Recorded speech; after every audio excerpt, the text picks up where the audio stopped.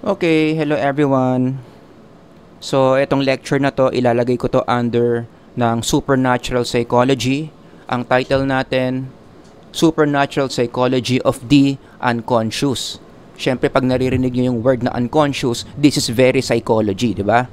So, pag-uusapan natin, paano ba tinitignan yung unconscious using the supernatural psychology perspective. Bible verse muna tayo. Psalms 139 verses 13 to 14, "For you created my inmost being." Gusto ko i-highlight yung word na inmost kasi may kinalaman yan sa unconscious. "You knit me together in my mother's womb. I praise you because I am fearfully and wonderfully made." Yang katabi mo, yang kasama mo dyan sa kwarto, ano raw sila? Fearfully and wonderfully made. Yun. Pero syempre, kasama ka na rin doon. Do you believe that you are fearfully and wonderfully made? Dapat lang. Because the Bible said so. And then talon tayo sa Psalms 139, 23 to 24. Medyo nag-fast forward ka lang ng konti from this passage. "Search me, O God, and know my heart. Try me and know my thoughts, and see if there be any wicked way in me, and lead me in the way everlasting." Mamaya, i-connect natin yung mga passages na yan sa supernatural psychology of the unconscious. Ang sabi ng APA sa kanilang online dictionary, you can check this yourselves, ito raw ang ibig sabihin ng unconscious. In psychoanalytic theory, so ibig sabihin, galing ito sa psychoanalytic tradition. Alam niyo naman yan, pag psychoanalytic, sila Sigmund Freud yan, sila Carl Jung yan, so on and so forth.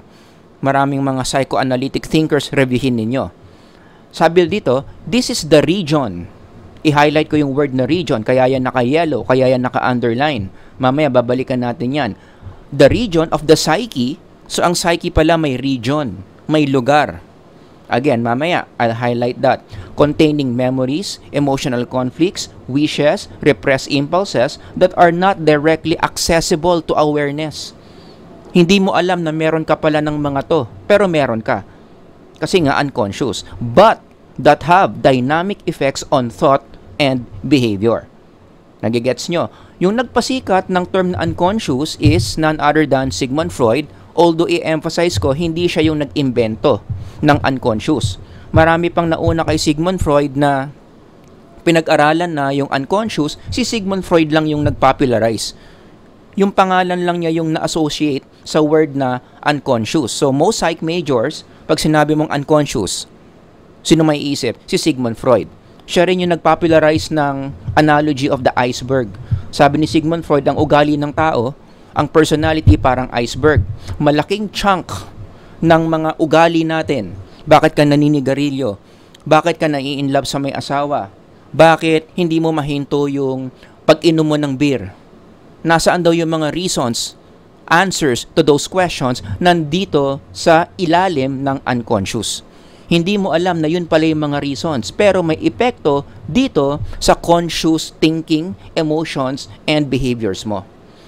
Kaya nga, sa Freudian thinking, kapag gusto mong maintindihan yung sarili mo, isa sa mga ways ni Freud is hypnosis. For those of you na hindi alam, ang hypnosis hindi yan ginagamit para makuha yung credit card number. Hindi ito yung ginagamit ng mga scammer. 'Di ba, sa mga cellphone? "Oh, bakit mo binigay yung credit card number mo?" Ewan ko ba nung kausap ko, para akong na-hypnotize. Okay? Palusot lang 'yon, no? But in the psychological perspective, the correct usage of the unconscious or hypnosis is, ang ginagawa diyan, we are leading. We are leading the person to travel from conscious, pababa sa subconscious, papunta sa unconscious. Para yung psychotherapist makakuha siya ng mga insights bakit yung kliyente niya ganyan mag-isip, ganyan yung emotions, ganyan yung behaviors. Kinukuha niya yung mga reasons na yon deep inside the person's unconscious. Kasi marami nga tayo mga ginagawa dito sa conscious level, hindi natin alam yung reason. Bakit ba itong kliyente na to laging nai-inlove sa may asawa? Syempre ayaw naman natin yon. Nakakasira siya ng pamilya. So para maintindihan bakit siya nai-inlove sa may asawa, anong gagawin ng isang psychoanalytic therapist? Pupunta siya sa unconscious ng kliyente niya. Hahanap siya ng reason doon para maipaliwanag kung bakit, saan nanggagaling yung pagkaka-inlove ng kliyente lagi sa mga may asawa. Kasi kapag yung reason na yon na nasa unconscious, nagawa mo ng conscious, na-reveal mo na dito sa conscious level, sabi ni Freud and the other psychoanalytic thinkers, hihinto yung pattern na yon. Hindi na siya mai-inlove sa mga may asawa. Got that? So more about that kung mag-aaral ka ng clinical psychology. Okay? Now, maybe I'm sounding very technical here. Mas simplihin natin yung pagkakaintindi ng unconscious. Ito yung parte ng sarili mo na hindi mo alam. Okay? Kumbaga nirephrase ko lang tong definition ng APA. Masyado kasing technical to. Ito yung mas simpleng definition. Mga parte ng sarili mo na hindi mo alam na meron ka pala, also known as hidden. Everybody say hidden. Nakatago. So may mga bagay na nakatago sa mga sarili natin, doon nakalagay yun yung tinatawag na unconscious. Like for example, meron kang mga hidden thoughts. Hindi mo alam, meron ka palang plano na pumatay ng isang tao. But because it's so evil, it is so unacceptable, ang sabi ni Freud, marirepress yan. From your conscious, ililibing niya yan, itatago niya yan sa unconscious. Kaya parang hindi mo maintindihan, may epekto sa behavior to eh. Kung may plano kang pumatay unconsciously, hindi mo maintindihan bakit ang saya-saya mo tuwing nakakakita ka ng kutsilyo. Ang saya-saya mo na nanonood ka ng mga movies na puro patayan. Yun, parang hindi mo maipaliwanag yung kaligayahan mo. Nagniningning yung mga mata mo whenever you watch movies like that. Kasi may unconscious thought ka of killing someone. May mga feelings ka na hindi mo maipaliwanag for some reason. Bakit mahal na mahal mo tong taong to? Paulit-ulit ka nang niloloko. Hindi naman siya nagko-compensate. Ikaw lagi nang lilibre. Lagi kang ngang minumura pero mahal mo pa rin. Hindi mo maipaliwanag bakit. Hindi na logical. Anong reason? Nandoon sa unconscious mo. Or pwede may nakatago kang anger. Sasabihin mo sa akin ngayon, ay hindi totoo yan. Ni konting anger, wala akong nararamdaman. Ang tanong, bakit wala kang nararamdaman? Kasi yung anger mo nakatago. Hindi mo lang alam na galit ka pero galit ka. In the unconscious level. And that also includes actions. Meron tayong mga actions na nakatago sa unconscious natin. Like I read a case on this. First time niya nag-try mag-painting for some reason. Nagkayayaan, may kasama siyang barkada, napunta sila sa isang place na magpe-painting sila at nung nag-paint siya, gulat na gulat siya, ang galing niyang mag-painting, first time niyang ginawa yon. Hindi naman siya nag-painting lesson. Hindi naman siya nagbabasa ng magazines o ng libro tungkol sa painting. But for some reason, alam na alam niya yung strokes. Yung output niya, yung painting na ginawa niya, parang ka-level na ng isang professional. Ang tanong, bakit? Anong psychoanalytic explanation doon? Yung ability mo to paint, nakalibing sa unconscious mo. And for some reason, in that situation, lumabas, nag-travel from the unconscious, napunta sa conscious behavior of painting. Nagigets nyo? Ganyan ang function ng unconscious. To summarize, ito yung Freudian model of the unconscious. Letter T is thinking, mga iniisip mo. Letter F, feelings, mga nararamdaman mo. Letter B, behaviors, mga pinaggagawa mo sa buhay mo.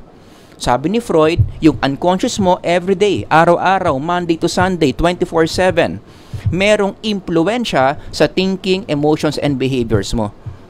Kumbaga, look at this image, para tayo mga puppet ng unconscious natin. Hindi natin alam paano gumagalaw yung unconscious natin, pero gumagalaw. Sure ball, may impluensya, pero hindi natin matrace.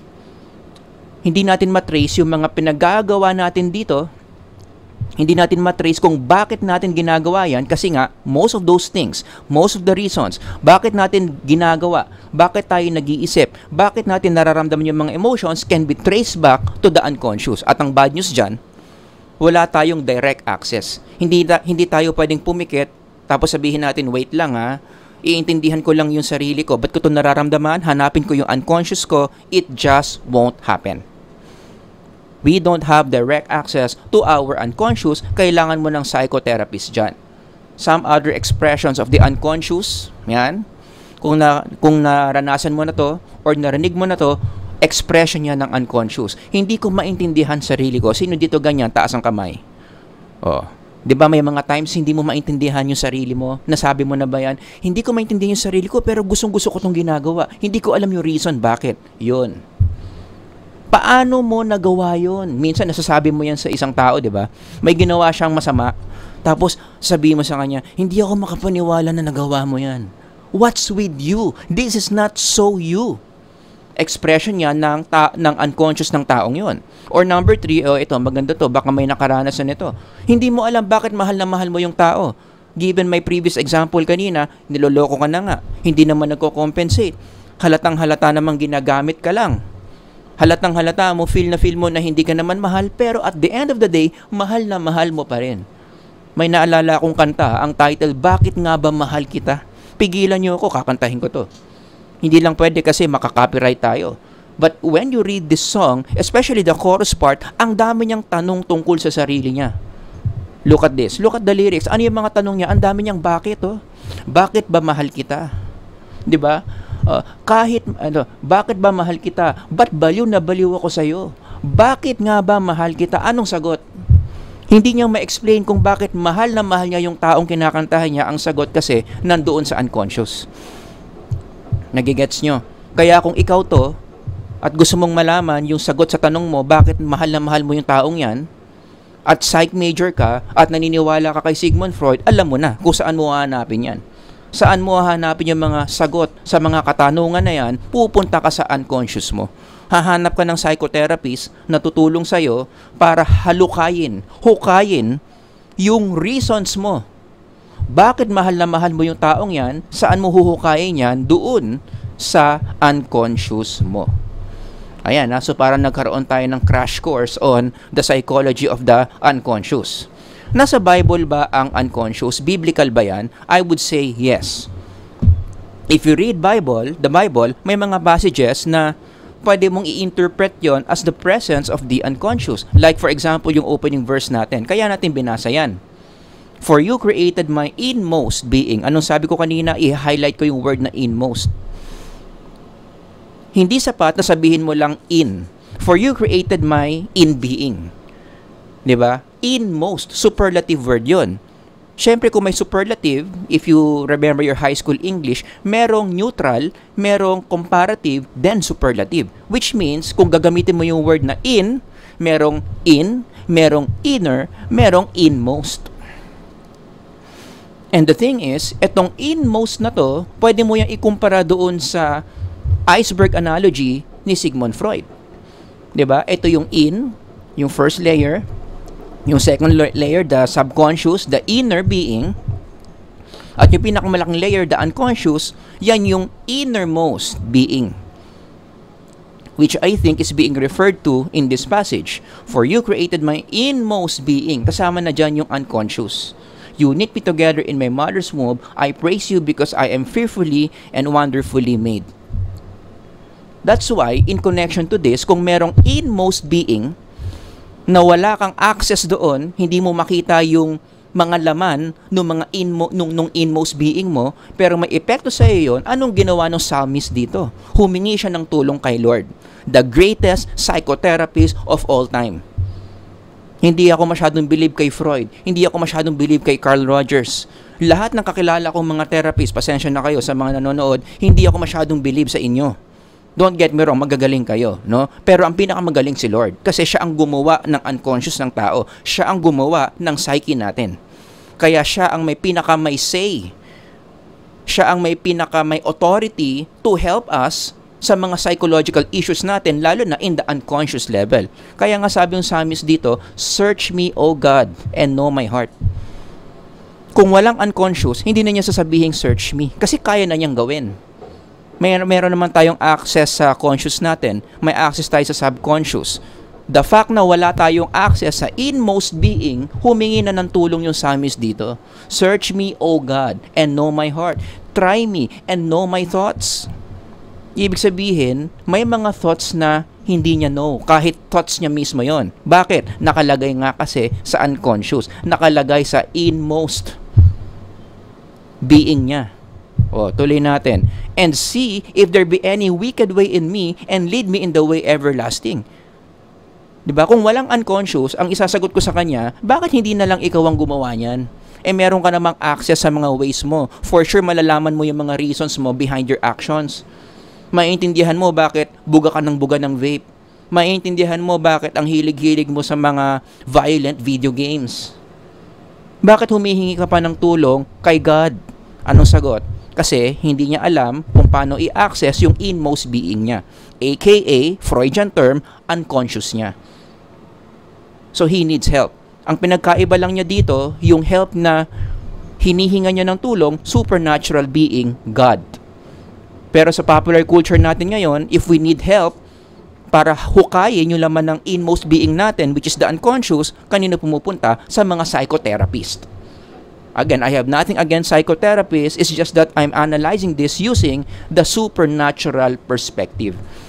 Pwede mong i-explore yung unconscious mo with the help of the supernatural being who created your unconscious in the first place. Nagigets ninyo? So to make the long story short, ang dami ko na namang sinabi, ang unconscious, meron niyang biblical support. Okay? Now, let me offer an alternative way of viewing the unconscious. Ito nga yung essence ng lecture ko today. Ito yung magandang alternative, no? Ang tawag ko dito, the spiritual model of the unconscious. In this model, if you can see here on the screen, yung thinking natin, emotions natin, actions natin, araw-araw, 24/7, merong influensya na nanggagaling sa spiritual forces. Para mas ma-picture nyo, bigyan ko kayo ng mga specific examples. Yung iniisip mo na siraan yung classmate mo, could it be, hindi yan galing sa unconscious? Kaya mo gustong siraan yung classmate mo, magkakalat ka ng fake news tungkol sa kanya, halimbawa, ipagkakalat mo na buntis siya, or boyfriend niya yung isang teacher niya, bakit mo iniisip yon? Hindi dahil sa unconscious reasons, pero may spiritual force na nagpupush sa'yo, gawin yan. Or let's say, for example, yung galit mo. For some reason, meron kang uncontrollable anger. Hindi mo makontrol, hindi mo malaman saan nanggagaling. Could it be, hindi yan galing sa unconscious, galing yan sa isang spiritual force na hindi mo nakikita.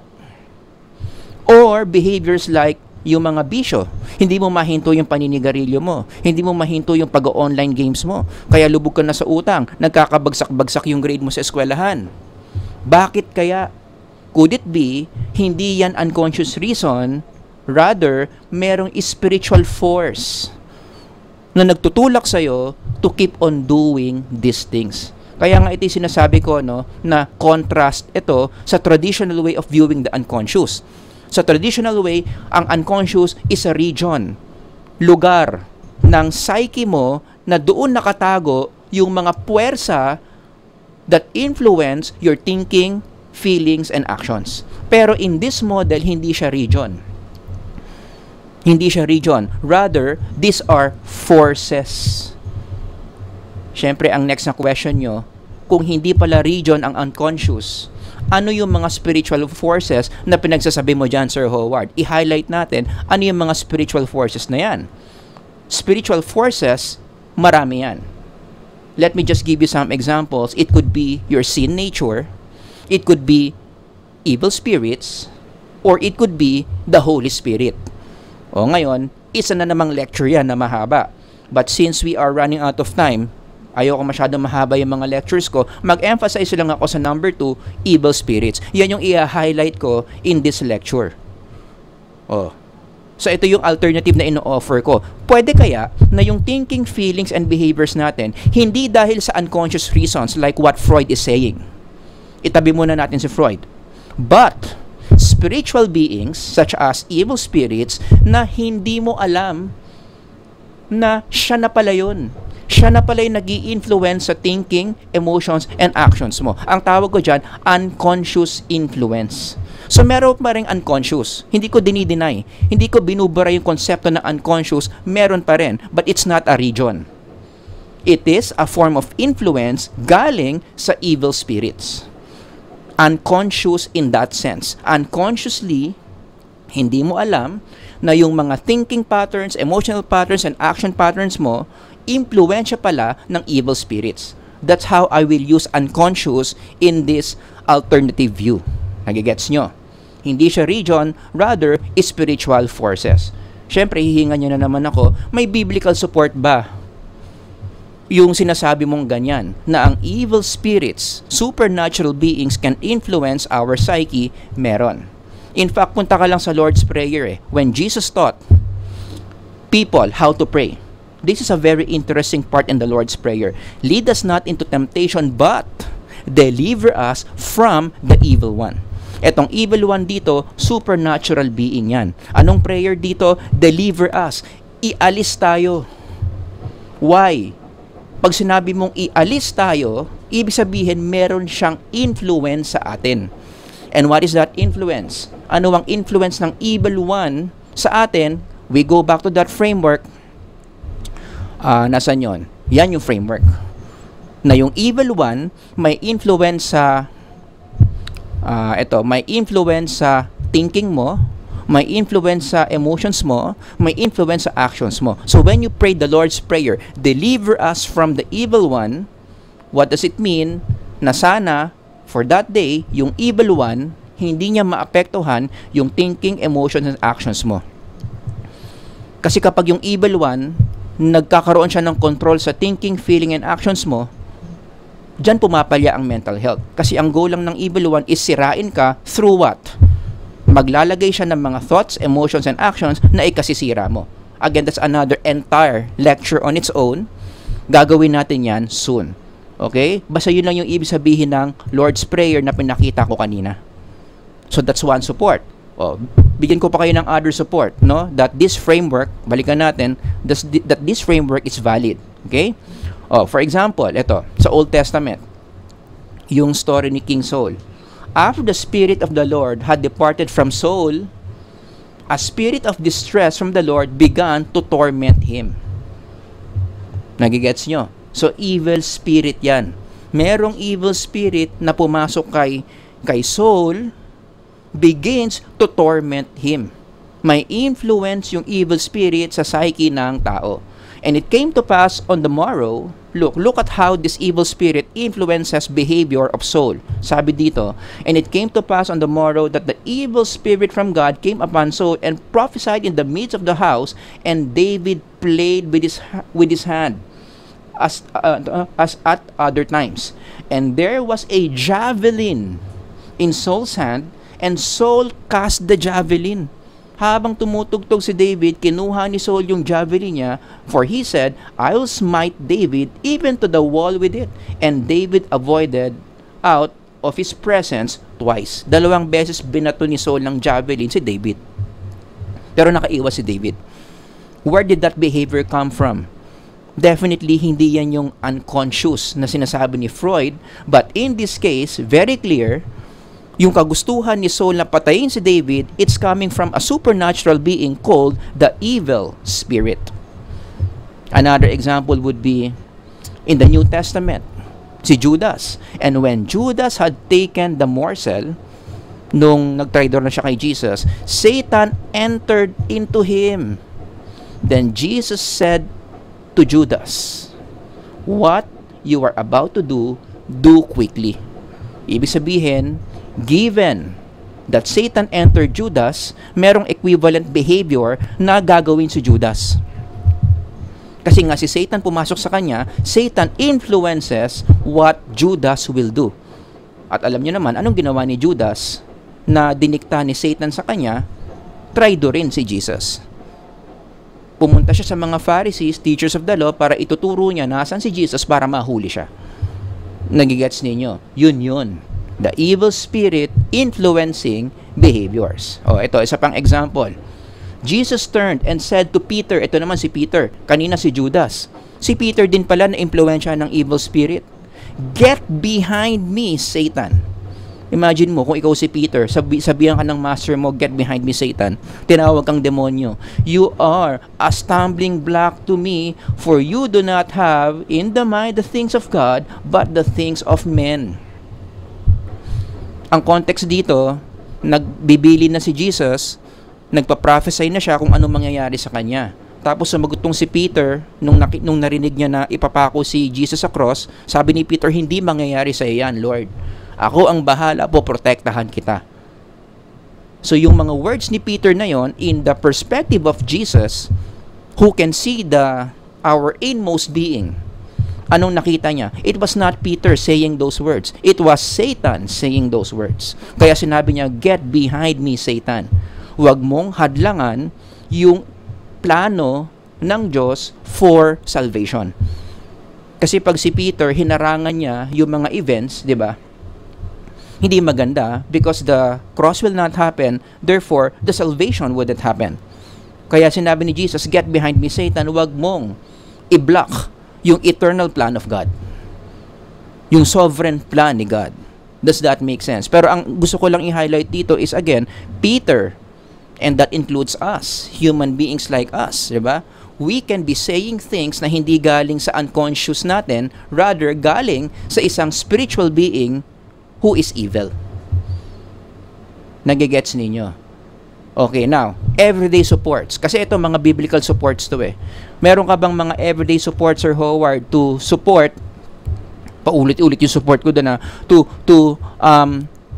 strengthen this framework na may mga spiritual forces tayo that constantly influence thinking, emotions, and behaviors.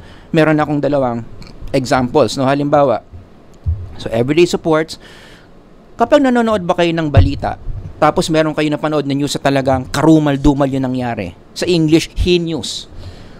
Natanong nyo na ba sa sarili nyo, kapag ini-interview na yung suspect, paano to magagawa ng isang tao?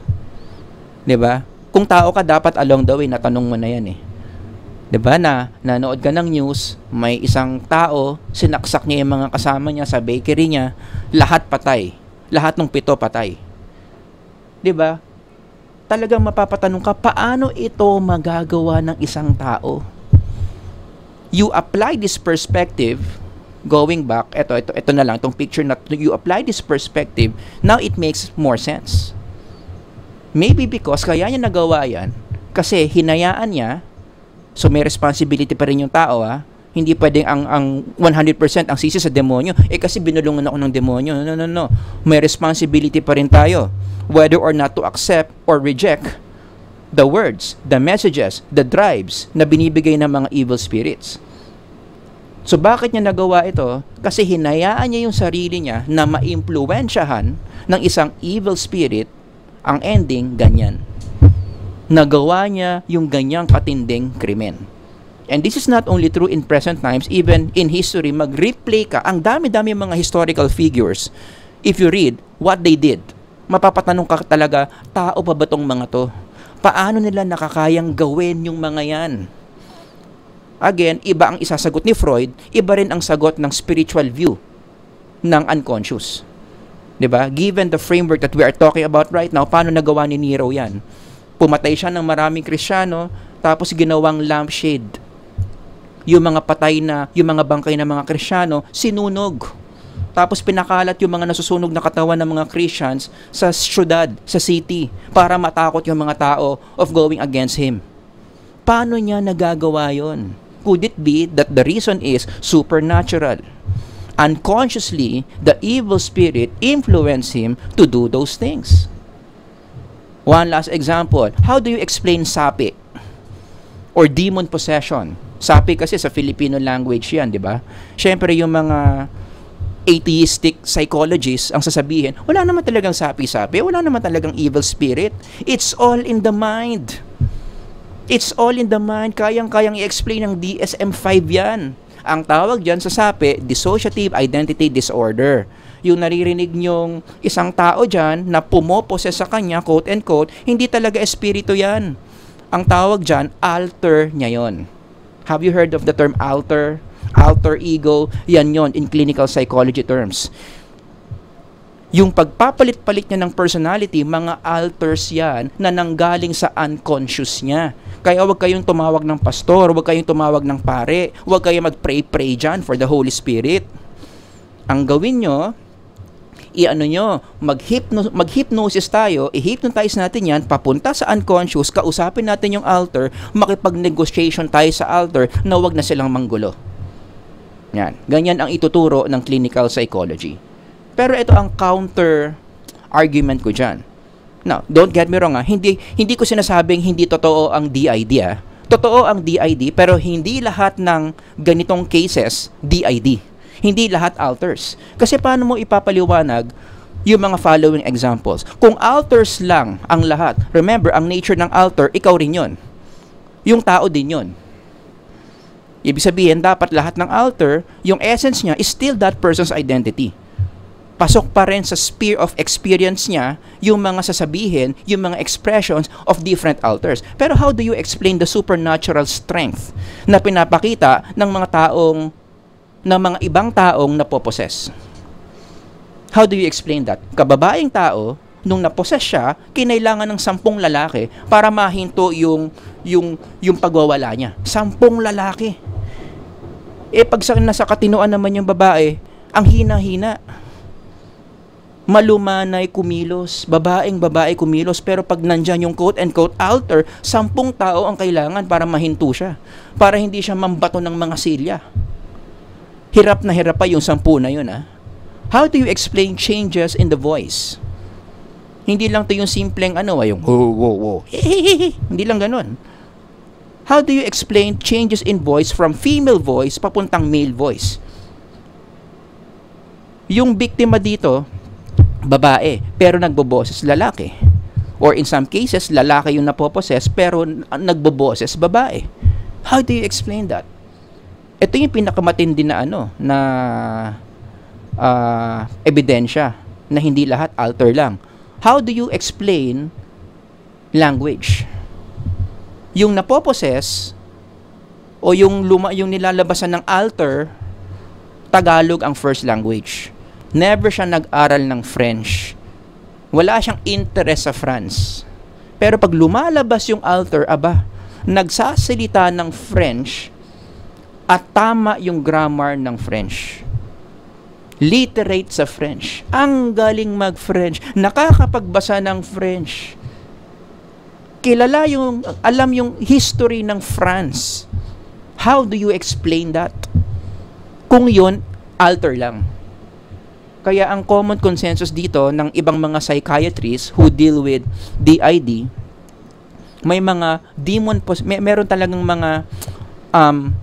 meron talagang mga ganitong cases. Hindi mo pwedeng sabihin alter lang yan na nanggaling sa unconscious. Merong mga demon possessions, merong mga cases ng dissociative identity disorder. It's not an identity disorder, it is a spiritual problem. At dumadami na yung mga psychiatrists who are acknowledging that. Like for instance, si Richard Gallagher, who is a medical doctor, psychiatrist, sa dinami-dami ng cases na hinandle niya on DID, yan yung conclusion niya. Imposible na lahat ng cases ko DID. May ibang mga cases dyan, hindi kaya ng psychotherapy. May ibang mga cases dyan, kaya nagwawala yan, kaya nag-iiba ng language yan, hindi yan alter lang. Merong supernatural force, may supernatural being ang nasa loob niyan, nag-take over sa psyche ng taong to, hindi yan kaya ng kahit na anong gamot, na kahit na anong psychotherapy. So he wrote a book entitled Demonic Foes to send that message to his fellow psychiatrist. Na may mga cases na hindi talaga kaya ng science, hindi kaya ng medications to handle. Gets ninyo? I highly recommend you read this book by Richard Gallagher. So in closing, ano yung gusto kong mangyari dito? Hindi ko naman sinasabing burahin na yung Freudian model. Rather, we should reconcile the two models. Pwede naman nating i-integrate yung Freudian model at yung spiritual model of the unconscious. How do we do that? Ganito. Tanggapin pa rin natin yung iceberg analogy. Totoo naman. And as a psych major, as a psych teacher, naniniwala pa rin ako sa mga unconscious reasons that affect our thinking, feelings, and behaviors. So given the right way, basta gawin ng tama, okay pa rin ang hypnosis, okay pa rin ang psychoanalysis, as long as you do it the right way. Kasi there are ways to do it the wrong way. Wag yon, the right way. Pero, wag naman nating sabihin na lahat na lang ng thinking, emotions, and behaviors ng tao, lahat na lang ang reason na sa unconscious. Dapat din natin tanggapin as professionals na may mga cases na yung thinking, feeling, and behavioral patterns sa mga tao walang kinalaman sa unconscious nila, walang kinalaman sa third layer ng iceberg, rather saan nanggagaling. The problem is supernatural in origin. Merong evil spirit na nag-i-influence ng thinking, feelings, and behavioral patterns ng mga tao. Nagigets nyo? So, dalawa ang source of influence ng thinking, feeling, and behaviors. Pwedeng unconscious, in Freudian language, pwedeng supernatural spirits. Nagigets ninyo? Kaya, ang implication dyan, and some applications, number 1, exploring the psyche, kung gusto mong hanapin yung sarili mo, kung gusto mong mas maintindihan yung sarili mo, hindi pwedeng puro psychological science lang. Hindi pwede puro Freud lang. Hindi pwedeng puro unconscious lang yung titignan mo. You have to differentiate. Ano yung mga psychological issues that are psychological in origin at ano yung mga psychological issues na divine and supernatural in origin. Ganyan ang mas comprehensive way na pag-analyze ng sarili. Meron akong thinking patterns, emotional patterns, behavioral patterns na hindi ko maintindihan. Bakit ba ako laging negative thinker? Bakit ba ako nai-inlove sa may asawa? Bakit ba hindi ko mahinto-hinto yung online gaming ko? 2 possible reasons dapat yun nasa isip mo. Ito ba dahil may something sa unconscious ko? Or maybe I am being influenced by a divine being, a supernatural being such as an evil spirit. Ganun dapat yung perspective. Hindi yung lahat na lang ng hindi mo maintindihan sa sarili mo, si Sigmund Freud ang tatawagin mo. Nagigets nyo? Kaya ang isa pang implication dito is clinical psychology can't answer all. Shout out sa mga clinical psych na nag-major dyan. Sa mga nagmamasters dyan ng clinical psychology, I have nothing against your field. Okay yung field nyo. Ituloy yan. Nakakatulong yan. Pero tanggapin nyo rin na hindi lahat ng psychological problems kayang solusyonan ng clinical psychology. Because not all psychological problems are clinical in nature. May mga problema supernatural in nature. Kaya nga, i-generalize pa natin, clinical psychology can't answer all, i-generalize mo, that includes this statement, psychologist/science can't answer all. Kung scientist ka, and you are dealing with psychological problems, there are times, tanggapin mo na may limits ka. Na hindi ko kaya itong pattern niya na to. Hindi ko talaga alam kung bakit nag-iiba to ng boses. Hindi ko talaga alam kung bakit itong taong kausap ko, kahit first time ko pa lang siya na-meet as a psychiatrist, alam niya yung family background ko. May mga ganong cases Scary, no? Yung kliyente niya may quote-unquote DID, tapos nung lumabas yung alter, alam yung family history niya, alam yung family background niya. Tanggapin mo, hindi mo kaya yan as a psychiatrist, as a psychologist, as a clinical psychologist. May mga psychological problems, labas ng science. Kailangan mo ng ibang source of solution other than science. Hindi yung turok ka lang ng turok ng gamot, mag-prescribe ka lang ng mag-prescribe ng gamot, yun na yun, mali. You have to be humble enough that science cannot answer all. Shout out dyan sa mga taong naniniwala that science answers all. Hindi totoo yan. The psyche, in the first place, it's not an object of study in science because psyche means spirit. Ang kaya lang i-capture ng psychology as a science are the manifestations of the psyche, but the nature of the psyche itself. And the different forces that may influence the psyche, hindi kayang i-capture totally ng science yan. So, dapat open ka that there are times lalabas ka ng field of science. And number 2, syempre, ang isa pang implication dito, psychological exploration requires divine help. Kanina, divine reason di ba? Hanapin mo yung divine reason for your psychological patterns. Ito, number 2, application. Dapat, willing ka to search for divine help in dealing with the psyche. And one of the helps na pwede natin gawin to further understand ourselves or to further understand your clients kung nagpa-practice ka ng clinical psychology is through prayer. Na I'm sure marami ngayon nakataas ang kilay. Marami ngayon natatawa sa sinasabi ko. Psychotherapy? Clinical psychologist magpe-pray? Yun nga Going back to number 1, kung ito i-apply mo, sige, okay lang mag-hypnosis ka dito kung ito yung nature. Paano ko ang nature divine? Kahit anong prayer, kahit anong psychoanalysis mo dito, kahit anong free association test mo dito sa divine nature, hindi yan mag-work. So in cases where the source of the problem is divine, you need divine help via prayer, yung ginawa ng psalmist. Nagpe-pray siya dito Search me, O God, and know my heart. Try me and know my thoughts. Pupunta ka sa supernatural being who is God to give you psychological insights na pwede mong gamitin para mag-improve yung psychological condition mo. And this is very well supported. We have a lot of researches that show that prayer contributes big time to mental health, especially in the context of clinical psychology. You can read this article if you like, written in Psychology Today. Yan, naputol ba? I-ano natin, yan. I-google nyo na lang, prayer and mental health. Ang dami nating mga research evidences that prayer indeed improves mental health. And what's the explanation? Here's the framework. 'Di ba? Pag sinamahan mo ng prayer yung psychological problem mo, ito yung prayer mo, ginaya mo yung sa amin, sasabihin mo, Lord, hanapin mo naman kung anong problema ko. Show me kung anong source nito. Bakit hindi ako makahinto sa pag-vape? Hindi ko mahinto ang pag-iisip ng malalaswang bagay. Search me, O God.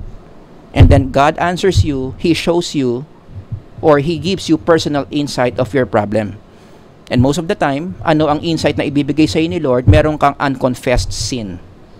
Hinahayaan mo yung evil spirit na i-influence yung thinking, emotions, and actions mo.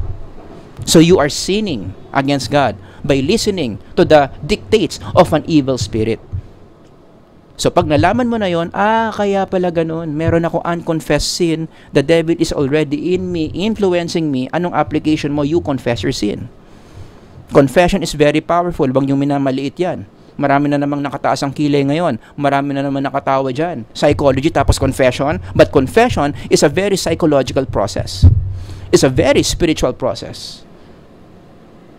The power of God, hindi siya makatotally influence sa'yo because you are covered with unconfessed sin. So when you confess your sin, you are washed away. The sin is washed away by the blood of Christ.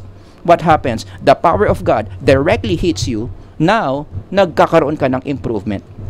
Na-overcome mo na yung pag-vape mo. Hindi ka na nanonood ng porn. Hindi ka na nagmumura. Why? Kasi nawala na yung nagbablock sa God's power sa'yo. Nawala na yung unconfessed sin mo. Kinonfess mo na nga, the sin is washed away by the blood of Christ. Nag-improve yung behavior mo. Nag-gets nyo? O, diba? Ang layo doon sa ang layo doon sa Freudian perspective, but then again, inuulit ko, hindi ko sinasabing tanggalin na natin to. Okay pa rin yan. Helpful pa rin yan. Pero hindi lahat ng psychological problems iaasa natin kay Freud. Iaasa natin sa framework niya. Because again, let me repeat, there are psychological problems that you handle in clinical psychology. It's not unconscious in origin, but rather, it's divine in origin. At pag divine ng origin, iba dapat ang solution mo dyan. Hindi psychotherapy. You need the power of God to really overcome those psychological problems na divine ng origin. Does that make sense? So if you have any questions, I'm sure marami yan, comments, ilagay nyo lang dyan sa baba. Sir Howard here. Hanggang sa susunod na lecture. God bless everyone. Bye-bye.